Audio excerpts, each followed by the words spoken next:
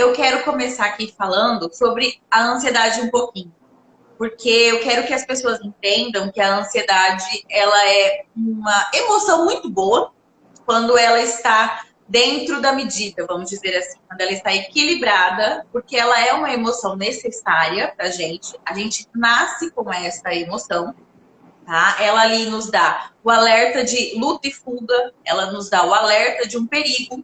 Quando você tem um perigo, vem aquele start e você, opa, você tem que prestar atenção. E aí você tem que tomar aquela decisão, né? De luta e fuga. Vou fugir ou vou enfrentar esse perigo, tá? Eu costumo usar muito o exemplo de quando a gente vai atravessar a rua. Quando a gente vai atravessar a rua, a gente não simplesmente vai atravessando, a gente para e olha para os dois lados. Por quê? Porque a gente teve um alerta, nosso cérebro ali nos alertou que a gente precisava olhar para os dois lados, era um perigo, né? Então a gente vai passando e acaba sendo atropelado. Então esse alerta vem dessa emoção, dessa ansiedade que a gente tem, fisiológica, que nos ajuda, que é necessária, que é o apelido de boazinha, de nossa amiga. Que bom que a gente tem ela, tá? Outra forma que a gente tem aí de ansiedade boazinha, de nossa amiga, é quando a gente tem algum evento. Essa ansiedade é a ansiedade legal.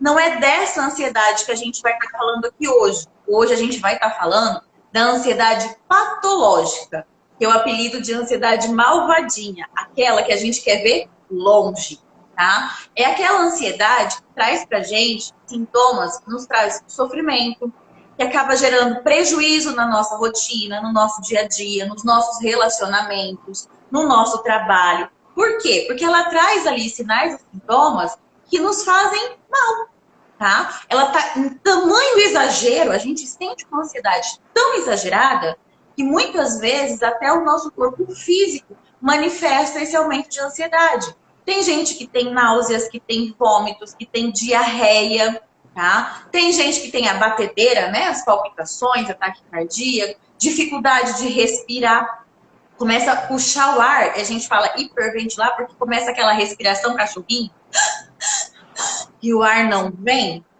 Então, a sensação que a pessoa tem quando ela está nessa ansiedade extrema é de que ela está respirando, mas o ar não está entrando. Não tem ar ali, tá? Além dos sintomas psicológicos, que quando essa ansiedade está exagerada, o nosso pensamento fica muito acelerado. E aí vem dificuldade de concentração, não consegue manter o foco, aí não consegue desenvolver as atividades, começa a ter lapsos de memória, parece que não pega, não capta. Por exemplo, eu pergunto alguma coisa aqui para alguém, daí 5 minutinhos eu viro, você falou mesmo? Já esqueceu. Não conseguiu concentrar, não conseguiu captar, porque o cérebro estava funcionando com muitos pensamentos. Começa a ter dificuldade para dormir, porque o cérebro não parou, ele está ali pensando já no dia seguinte, é como se estivesse vivendo o amanhã no hoje. Eu digo que é excesso de futuro no presente. E aí essa ansiedade nos causa sofrimento, e nos causa tantos sintomas, sejam eles físicos, sejam eles psicológicos, né? Essa ansiedade que acaba causando prejuízo na nossa rotina, porque ela pode até nos travar, ela paralisa. Às vezes você está tão ansioso, começa a suar tanto as mãos, suar tanto os pés, dá um tremor que te paralisa, você não consegue concluir as suas atividades, você não consegue fazer as coisas. Então, essa ansiedade, a gente diz que é a ansiedade patológica, que é a malvadinha. E é dessa que a gente vai falar aqui hoje, tá? Então, como que o exercício físico vai ajudar nos casos de pessoas que têm essa ansiedade, a ansiedade malvadinha que está em excesso, a ansiedade patológica. A pessoa começa, às vezes, a atropelar tudo, né? Ela está tão ansiosa pelo resultado, né, que ela acaba atropelando tudo. Ela não reconhece que essa ansiedade não é só pelo resultado, né? Ela está apresentando ali talvez um transtorno, precisa buscar a avaliação de um profissional para ver se realmente é um transtorno de ansiedade, né?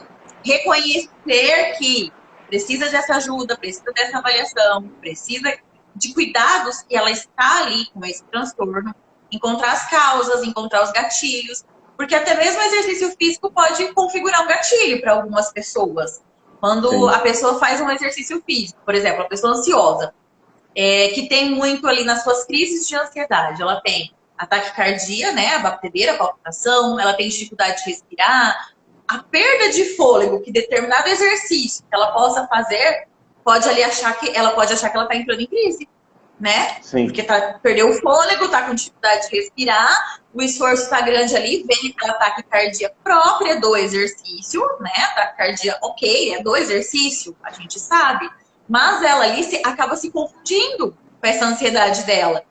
E aí ela vai ficando cada vez mais ansiosa por aquilo que ela está sentindo, e aí sim, foi um gatilho para que ela tenha uma crise de ansiedade. Como ela não reconhece, ela não sabe que o exercício é um gatilho para ela, ao invés de ajudar, o exercício acabou atrapalhando porque ela não reconheceu, né? Ela não buscou essa avaliação necessária para saber se ela tem um transtorno ou não de ansiedade, enfim, né? A ansiedade, ela é classificada, ela é dividida em vários tipos, em vários subtipos, tá? E aí vai depender dos critérios, das manifestações, da duração de tempo, tá? Da intensidade dessas manifestações de ansiedade para a gente classificar qual o tipo de ansiedade que está acontecendo com essa pessoa, tá? Qual o transtorno que está acontecendo com essa pessoa. E eu puxei esse gancho aqui, Alan, porque você deu o exemplo da academia lotada e a pessoa às vezes acaba entrando em crise. E aí a gente entra nas fobias. As fobias, né, são um tipo de transtorno de ansiedade, tá? Aí a gente tem vários. Por exemplo, o transtorno do pânico é um tipo de transtorno de ansiedade. As fobias também. Transtorno de ansiedade de separação, transtorno de ansiedade generalizada, agorafobia. E aqui, assim, eu citei 5, mas a gente tem vários ali no nosso DSM, né? A gente tem os critérios diagnósticos. Então, assim, quando você vai diferenciar ansiedade de transtorno de pânico, a maior parte que a gente avalia aqui é que a ansiedade, ela pode sim estar associada a medo, mas não é medo específico, não tem uma intensidade tão grande de medo como no transtorno de pânico, tá? Não sei se eu vou conseguir explicar aqui, é um medo diferente. No transtorno de pânico, é um medo que a pessoa não consegue distinguir ali tamanho, mensurar. É um medo assim apavorante, a sensação de morte, tá? Como você mesmo disse. Agora, na ansiedade, é um medo constante que ela tem e ela não consegue pontuar de onde está esse medo. Não tem uma situação que gere esse medo. Não sei se ficou muito claro. Na verdade, para a gente conseguir diagnosticar cada um desses tipos de ansiedade, a gente tem alguns critérios, tá? E aqui a gente está abordando num contexto geral, né? No contexto geral, a pessoa ansiosa manifesta dessa forma, mas assim, é individual. A pessoa manifesta de um jeito. Por isso que ela precisa da avaliação, né? Porque não tem receita de bolo, ninguém é igual a ninguém. Então, eu posso estar ansiosa hoje e precisar de um determinado tratamento. Você pode estar ansioso hoje e precisar de outro, né? Então, assim, os meus gatilhos não são os seus, né? As causas de eu estar sentindo isso não são as mesmas que as suas, porque cada um tem as suas vivências, cada um tem o seu metabolismo, o seu funcionamento, né, do organismo. Então, por isso que é tão importante encontrar a causa, né, desses sintomas, saber qual é a frequência desses sintomas, quais são os gatilhos desses sintomas, e aí sim você consegue encaixar tudo isso dentro dos critérios para se fazer o diagnóstico de é um transtorno de ansiedade generalizada, é um transtorno de pânico, né? São subtipos, tá? Todos eles têm sintomas ansiosos, mas cada um deles tem as suas características específicas. Acho que deu para entender, né? A atividade física é todo esse movimento que a gente faz no nosso dia a dia. E o exercício físico é aquela atividade programada, onde você vai colocar o seu corpo num movimento que você planejou para aquela intensidade te gerar um resultado que você está buscando. O exercício físico não é, entre aspas, só a estética, né? E quando eu falo entre aspas, gente, é porque estética não é só, tá? Estética é importante também, a gente sabe disso, muda totalmente a autoestima da pessoa, enfim, vou entrar nesses parâmetros, tá? Mas não, existem pessoas, e que bom que existem, que não buscam o exercício físico somente pela estética. A estética vem muitas vezes como a cereja do bolo.